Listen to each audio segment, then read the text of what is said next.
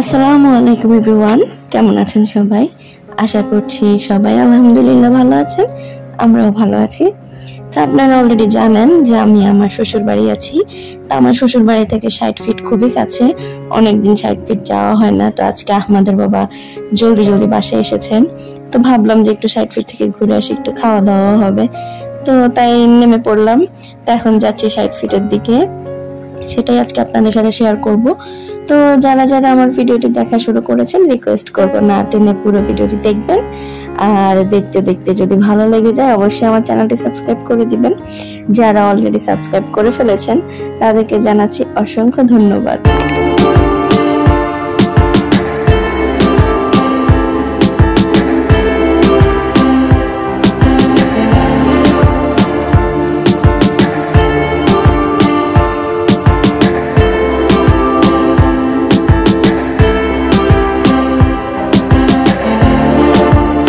আমি যখন স্কুলে পড়তাম অনেক ছোট, তখন আমি রেস্টুরেন্ট আছে জানতাম শুধুমাত্র বেইলি রোডে, মানে বেইলি রোড মানেই হচ্ছে রেস্টুরেন্ট। যখন আর একটু বড় হলাম, স্কুলের শেষের দিকে 9-10 দিকে, তখন রেস্টুরেন্টের জগৎ হিসেবে আস্তে আস্তে খিলগাঁওয়ের আবির্ভাব। আর যখন ভার্সিটিতে উঠে যাই, কলেজ ভার্সিটিতে, তখন তো খিলগাঁও মাশাআল্লাহ তালতলা, আর কি তালতলার কথা বলছি, সেটা পুরো জমজমাট হয়ে গেছে রেস্টুরেন্ট দিয়ে। তো বেইলি রোড খিলগাঁওয়ের মতো 60 ফিটও এখন রেস্টুরেন্ট দিয়ে ভর্তি, অনেক রেস্টুরেন্ট আছে এখানে। আমরা অলরেডি পৌঁছে গেছি।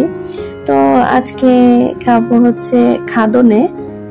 খাদনে প্রথমবার খাচ্ছি। আর এই যে শর্মা হাউসের পাশেই হচ্ছে খাদন।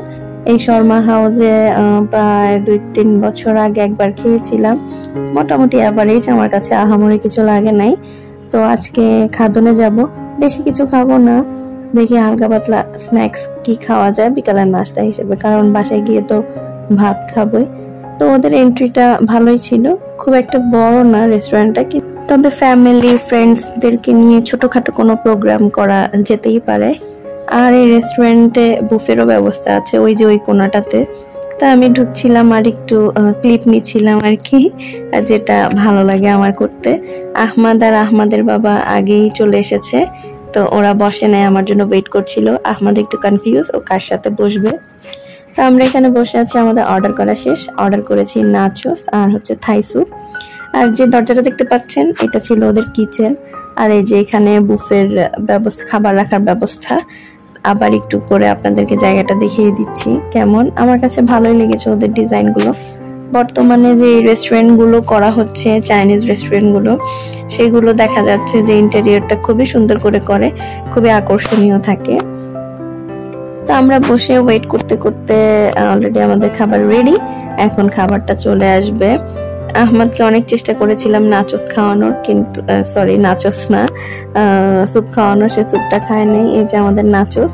তো নাচোসটা দেখে আহমদ ভেবেছিল চিপস, সে চিপস ভেবে খেয়েছিল, কিন্তু দুঃখের বিষয় হচ্ছে যে নাচোসের উপরে সস আর মায়োনিজ ছিল, সেগুলো টোটালি খায় নাই, অ্যাভয়েড করে গেছে। আর এই যে আমাদের থাই স্যুপ। আমার থাই স্যুপটা পার্সোনালি খুব ভালো লাগে।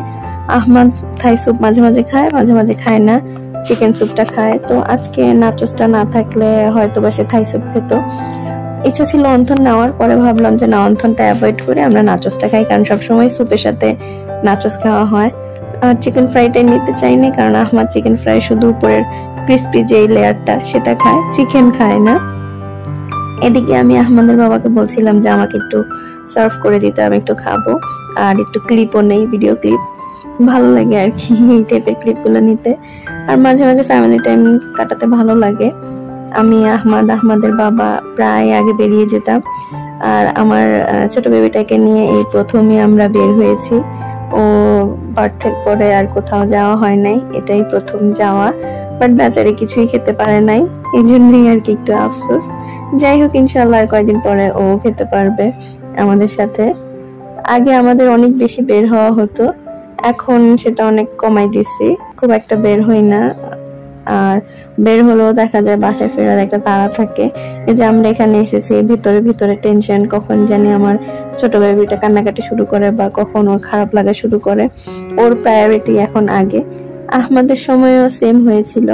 আহমদ যখন ছোট ছিল 6 মান্থসের ভিতরে, তখন খুব একটা বের হওয়া হতো না।